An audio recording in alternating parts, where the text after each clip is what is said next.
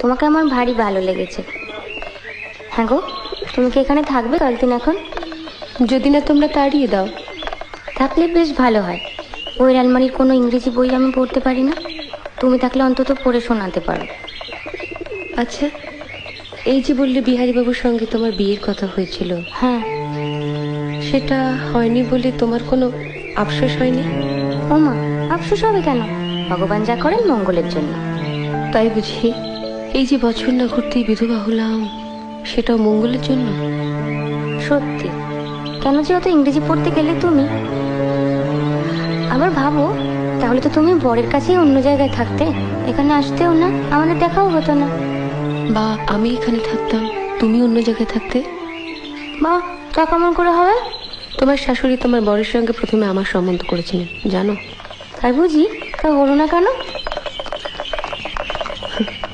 ওই যে বললি, ঈশ্বর যা করেন মঙ্গলের জন্য। ভেবেছিলাম বলবো চলো আমরা সই পাতাই, এখন দেখছি সতীর পাতাতে হবে।